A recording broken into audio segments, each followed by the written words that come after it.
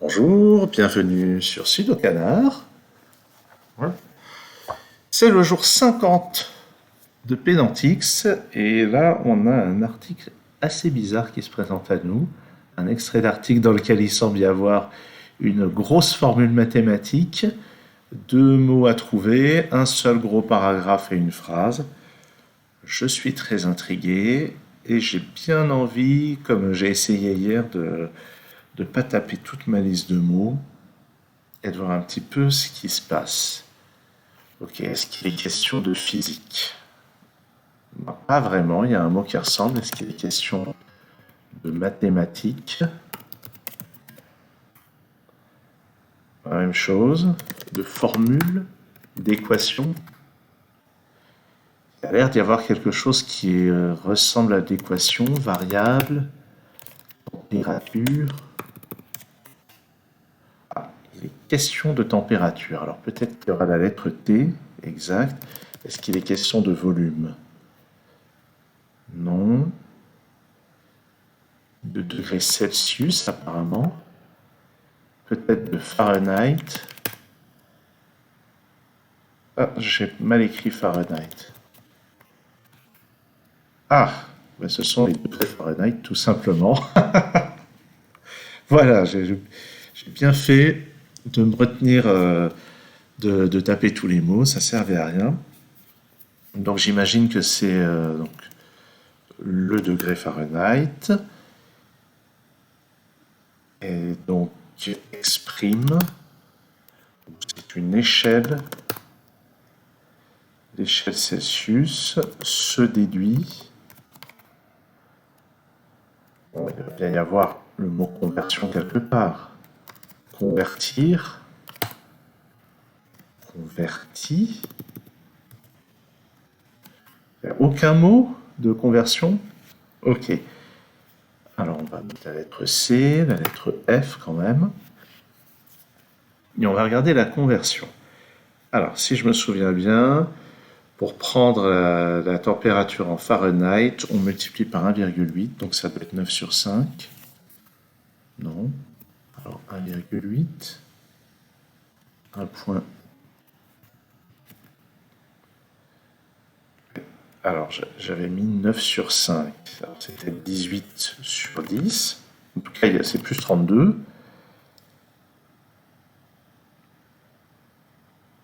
Ah oui, donc ici, il faut bien comprendre qu'il y a une coupure. C'est pas 32 fois ça. Donc ça, c'est 1,8 fois la température en Celsius plus 32. Mais... Alors donc, pour moi, c'était 9 sur 5, mais j'ai bien tapé 9 et 5. Ah non. Ah, j'avais oublié d'appuyer sur Shift. Donc c'est 9 cinquièmes de la température en Celsius plus 32. Et donc, je vais essayer de trouver quelques mots. Le degré Fahrenheit sert, une mesure de la température, unité évidemment, et, oui, et une unité de mesure de la température. Et on va dire anglo-saxon peut-être. Je ne trouve pas le mot anglo-saxon. Donc, États-Unis. C'est dans le système impérial. Non. Angleterre. Anglais. Britannique. Américain. Ah, une petite mesure de la température.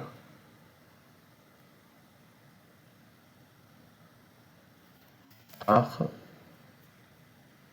imaginer, créer, inventer, conçu par le physicien. Par le physicien allemand, peut-être, avec un nom pareil. Alors, je ne veux pas chercher son prénom. Hein. Introduite, peut-être. En 1880, 1800, 1780, 1700. Ah, c'est vraiment ancien en fait le degré Fahrenheit. 1710, 1720, 1750. Bon, allez, j'ai la flemme. On va regarder. Donc, proposé par le physicien allemand Daniel Gabriel Fahrenheit en 1724. Historiquement, dans cette échelle, le point zéro était la température de solidification d'un mélange eutectique de chlorure d'ammonium et d'eau, et le point 96 était la température du corps humain. Pourquoi 96 ? Parce que Fahrenheit vérifia que le point de solidification de l'eau était de 32 degrés et son point d'ébullition de 212 degrés Fahrenheit. Aujourd'hui, l'échelle Fahrenheit est calée sur l'échelle Celsius par la relation. Calée, ouais. Allez, on va regarder la page. Voilà un thermomètre avec les deux échelles de mesure. Elle est aujourd'hui utilisée aux États-Unis, à Belize, île Caïmans, au Libéria. Au Canada, elle est selon les coutumes utilisable à titre d'échelle complémentaire. Dans les autres pays du Commonwealth, où elle était largement utilisée, elle a été remplacée par l'échelle Celsius au cours de la seconde moitié du XXe siècle. Donc finalement, c'est assez peu utilisé. Alignement sur le système international, où on utilise l'échelle Kelvin, qui est juste décalée de... L'échelle Kelvin est juste décalée de l'échelle Celsius par 273 ou quelque chose comme ça. Voilà, 273.15. Et puis, bon, ok. Alors oui, forcément, le nom Fahrenheit apparaît dans le titre de ce roman, Fahrenheit 451, de Ray Bradbury, dans lequel c'est la température pas d'ébullition, mais d'inflammation de brûlage. Non, brûlage, ça n'existe pas. On jouera Bulgare avec ces lettres. La température à laquelle brûle le papier. Ah, il y a l'album 99.9 Fahrenheit Degrees de Suzanne Vega, j'aime bien cet album. Bon, bref, c'est allé assez vite sur la partie Pédantix. On va faire un petit tour sur Wordle.teuf. Il s'agit de trouver ce pays. Est-ce que c'est un pays qui utilise le Fahrenheit ? On verra. Mais surtout, de quel pays s'agit-il ? Alors, la forme ne me dit absolument rien. Est-ce que c'est encore une île des Caraïbes ? Je dis ça, mais hier, ça n'en était pas une. Qu'est-ce que ça pourrait être ? Tiens, il me propose Andorre. Je vais taper Andorre. Il me semble que ça ne ressemble pas du tout à ça. Mais ça fera un point de départ pour voir où on va. Ah ben, mine de rien. Ah, c'est un pays européen. Serait-ce la Slovénie ?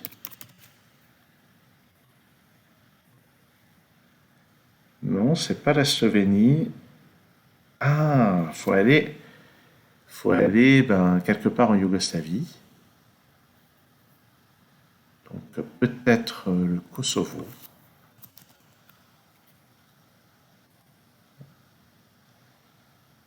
Ouais, on va essayer. Ce n'est pas le Kosovo, mais c'est le pays juste à côté. Donc je vais proposer Monténégro. Et c'est ça. Ok, il s'agissait donc du Monténégro. Et bien on va aller jeter un coup d'œil pour Monténégro, qui est donc un des pays de l'ancienne Yougoslavie. Donc, en monténégrin, Tsma Gora, je ne sais pas comment ça se prononce. Donc un pays des Balkans. Oui, on reconnaît bien, avec la capitale Podgorica. Le nom monténégrin ou serbo-croate peut se traduire littéralement par montagne noire, ce qui colle parfaitement avec le nom qui nous est parvenu, Monténégro, qui a l'air d'être un nom beaucoup plus latin, mais ce n'est pas évidemment celui qui est employé sur place. Donc qui est situé là, avec la Serbie ici, le Kosovo à cet endroit, et l'Albanie là, les Alpes albanaises. La mer Adriatique, la capitale ne donne pas sur la mer, tiens. République parlementaire, régime politique républicain caractérisé par un régime parlementaire de gouvernement où la branche exécutive est légitimée par et doit rendre compte. Quoi? Qu'est-ce que c'est que cette phrase? Je ne vais pas essayer de comprendre. Superficie totale, 13 km². Oui, d'accord. Euh, alors, qu'est-ce que ça représente? Ben, si on regarde ici, ça représente, ça doit être la taille d'un département français. Alors après, pas tous les départements français. Je ne saurais pas dire lesquels. Bah, tiens, on va regarder pour voir.